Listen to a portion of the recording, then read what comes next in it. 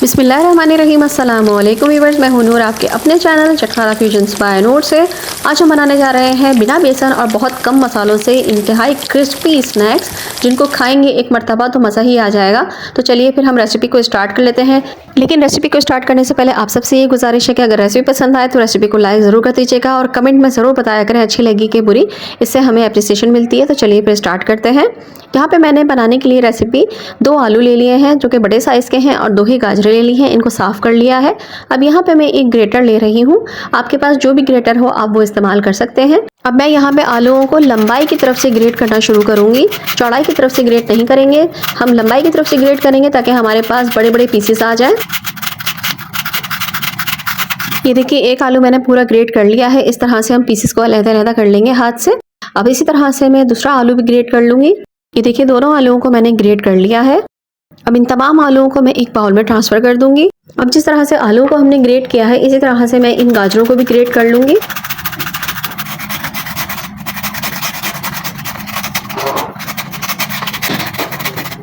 अब गाजर को भी उसी बाउल में हम ट्रांसफ़र कर देंगे जिसमें हमने आलू डाले थे। अब ये देखिए आलू और गाजर हमारे अच्छे तरीके से ग्रेट हो चुके हैं। आप चाहें तो आप बारीक बारीक हाथ की मदद से भी काट सकते हैं अगर आप ग्रेटर यूज़ नहीं कर रहे हैं, लेकिन स्लाइसेस इतने ही थिन होने चाहिए।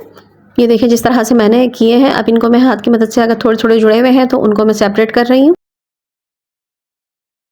अब यहाँ पे हम थोड़ा सा हरा धनिया ले लेंगे, हरा धनिया को भी हम बारीक बारीक काट लेंगे। बहुत ही कम मसालों से हम ये पकौड़े बनाने जा रहे हैं और बिना बेसन के हम ये पकौड़े बनाएंगे और इतने क्रिस्पी बनते हैं ना कि आप स्नैक्स खाना भूल जाएंगे। इस तरह के ये पकौड़े जब आप बनाएंगे तो बाहर से आउटर लेयर इतनी ज़्यादा क्रिस्पी होती है कि आपको मज़ा आ जाएगा, देखते जाइएगा। अब ये हरा धनिया भी हम इसमें ट्रांसफ़र कर देंगे। हरा धनिया शामिल करने के बाद हाफ टी स्पून इसमें डाल दूंगी सॉल्ट आप अपने टेस्ट के हिसाब से ऐड कीजिएगा। 1 टीस्पून मैं इसमें डाल दूंगी कुटी हुई लाल मिर्च।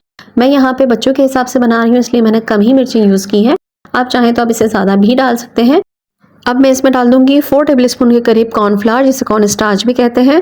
अभी मैं 4 टेबलस्पून ही इस्तेमाल कर रही हूँ, आगे जाके देखेंगे अगर हम बाइंडिंग में मसला होगा तो हम मज़ीद इसमें कॉर्नफ्लावर ऐड कर देंगे। क्योंकि हम ये पकौड़े बेसन के बगैर बना रहे हैं तो इस वजह से हमें इसकी बाइंडिंग के लिए कुछ ना कुछ तो डालना है, तो हम इसकी बाइंडिंग कॉर्नफ्लोर से करेंगे। आप चाहें तो आप इसको मैदे से भी बाइंड कर सकते हैं, लेकिन मैं यहाँ पे मैदा यूज़ नहीं करना चाह रही क्योंकि मैं चाह रही हूँ कि गाजर और आलूओं का टेस्ट प्रोमिनेंट निकल कर आए।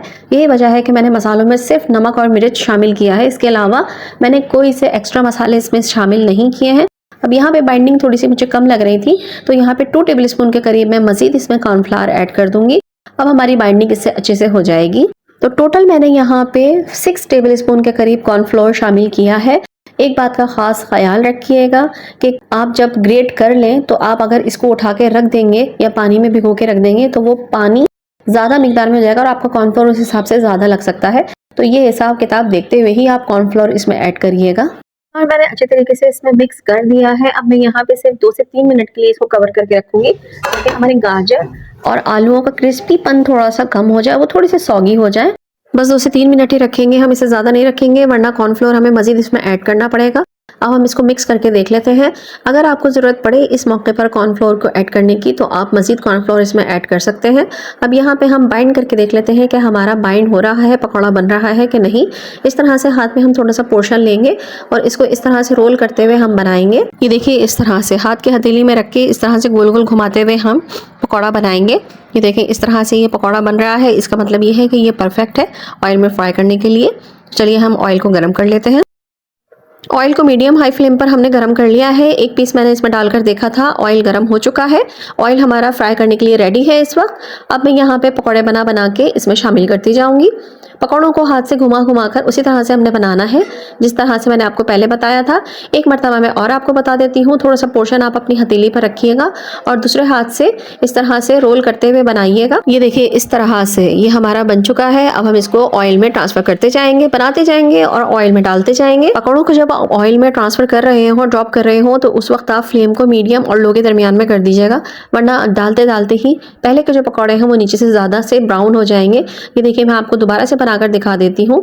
जो लंबे लंबे साइज में हमने आलू काटे थे वो इस तरह से जब रोल होंगे तो बहुत ही खूबसूरत नजर आते हैं। तो इस तरह से हमने इसको घुमा घुमा के पकौड़े बनाने हैं इसके। और इस तरह से हम ऑयल में शामिल करते जाएंगे। ये देखिए एक और हमारा बन गया है, हमने इसको भी ऑयल में ड्रॉप कर दिया है। इस तरह से हम सारे ऑयल में ड्रॉप करते जाएंगे बना बना के 1 बाय 1।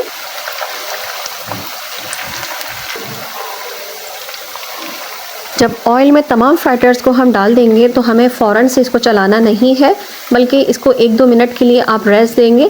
जब नीचे से ये बिल्कुल क्रिस्पी हो जाएंगे और सेटल हो जाएंगे, फिर हमें एक नाइफ़ की नोक की मदद से जो है वो इसको नीचे से इस तरह से हिला लेंगे ताकि ये नीचे जो चिपक गए हैं वो निकल जाएँ, और फिर हम इनको थोड़ी देर बाद टर्न करेंगे।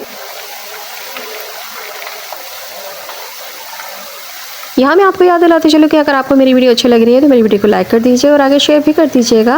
और अगर आप फर्स्ट टाइम मेरे चैनल पर आए हैं तो चैनल को सब्सक्राइब कर लीजिए, और मुझे किस मुल्क और किस सिटी से देख रहे हैं ये भी मुझे ज़रूर बताया करें, मुझे जानकर बहुत खुशी होती है। तमाम फ्राइटर्स डालने के बाद जो फ्लेम हमने मीडियम लो की तरफ कर दी थी, हम उसको दोबारा से मीडियम की तरफ कर देंगे, क्योंकि हमें इसको क्रिस्पी करना है, इसको गलाना नहीं है। कोई चीज़ भी ऐसी नहीं है कि जिसको गलाना पड़े। बहुत ही थिन कटे हुए हैं ये गाजर और आलू, तो इसलिए ये फ़ौरन ही क्रिस्पी हो जाएंगे, इसलिए हम फ्लेम को मीडियम कर देंगे। बस तमाम फ्राइटर्स को हम इसी तरह से अब टर्न कर देंगे ताकि दूसरी तरफ से भी ये सिक सके और क्रिस्पी हो सके। बहुत ही ज़बरदस्त और बहुत ही मज़ेदार सी खुशबू इनमें से आ रही है। फ्रेंच फ्राइज़ का टेस्ट, इसके साथ साथ गाजर का टेस्ट। मसाले कम इसीलिए रखे हैं क्योंकि ज़रूरी नहीं है कि हर स्नैक्स में भरपूर मसाले डाले जाएँ। कुछ स्नैक्स जो है वो कम मसालों के साथ अपने ओरिजिनल फ्लेवर में ही बहुत ज़्यादा मज़े के लगते हैं। बस ये देखिए अब दोनों तरफ से ये क्रिस्पी हो चुके हैं और कलर भी कितना खूबसूरत आया है इनका। अब हम इनको निकाल लेंगे। ये लीजिए माशाल्लाह माशाल्लाह अल्हम्दुलिल्लाह, हमारे क्रिस्पी से मज़ेदार से पकौड़े बिना बेसन के और बहुत ही कम मसालों से बनके बिल्कुल रेडी हो चुके हैं। टेस्ट में ये इतने ज़्यादा मज़े के होते हैं ना, आप इनको छोटे बच्चों के लंच बॉक्स में भी बनाकर दे सकते हैं। अगर बड़े बच्चों के लिए बना रहे हैं तो आप नमक मिर्च अपने हिसाब से डाल सकते हैं, लेकिन ये छोटे बच्चों के लिए, जो कि छोटे छोटे से बच्चे होते हैं, उनके लिए भी बहुत ज़्यादा बेहतरीन है, क्योंकि ये क्रिस्पी होने के साथ साथ ज़्यादा स्पाइसी नहीं होते और बहुत ही हेल्दी है, क्योंकि अक्सर बच्चे गाजर भी नहीं खाते हैं। इन पकौड़ों के थ्रू आप उनको आलू और गाजर दोनों दे सकते हैं। कभी कभी फ्रेंच फ्राइज़ की जगह ये भी बनाकर दे दीजिए, बहुत ही यमी और बहुत ही टेस्टी लगेंगे उनको। इस बहुत क्रिस्पी होते हैं, अंदर से सॉफ्ट और बाहर से एकदम क्रंची और क्रिस्पी। कभी कभार ऐसा भी होता है कि पकौड़े खाने का दिल चाहता है और बेसन अवेलेबल नहीं होता, तो उस सूरत हाल में भी आप ये पकौड़े बनाकर इंजॉय कर सकते हैं। बारिशें हों, रमज़ान हो, कभी भी आप इन पकौड़ों को इंजॉय कर सकते हैं। तो चलिए फिर, अगर रेसिपी पसंद आई है तो एक लाइक ज़रूर कर दीजिएगा, और अगर आप फर्स्ट टाइम मेरे चैनल पर आए हैं तो चैनल को सब्सक्राइब कर लीजिए, बेल का आइकन भी प्रेस कर दीजिएगा। इससे ये होगा कि हर आने वाली नई वीडियो नोटिफिकेशन की सूरत में आप लोगों को मिल जाया करेगी। मेरे चैनल पर हमेशा आप लोगों को मिलती है सिंपल, इजी, डिफरेंट और ऑथेंटिक रेसिपीज़, जो कि कोई बिगनर भी इजीली फॉलो करके उसको बना सकता है परफेक्टली। इंटरेस्ट रहने के लिए आप मुझे मेरे फेसबुक पेज, इंस्टाग्राम और टिकटॉक पे भी मुझे फॉलो कर सकते हैं। वहाँ पे भी मेरी वीडियोस आप लोगों को मिल जाया करेंगी इजीली। लिंक आप डिस्क्रिप्शन से ले सकते हैं। तो चलिए फिर, नूर को इजाज़त दीजिए, अपनी दुआ में ज़रूर याद रखिए कि अल्लाह ताला हम सबके रिस्क में बरकत अता फरमाए, हम सबको नेक रास्ते पे चलने की और नेकियां करने की तौफीक अता फरमाए। आमीन सुम्मा आमीन। तो चलिए फिर इजाज़त दीजिए नूर को। अल्लाह हाफिज़, अल्लाह निगहबान।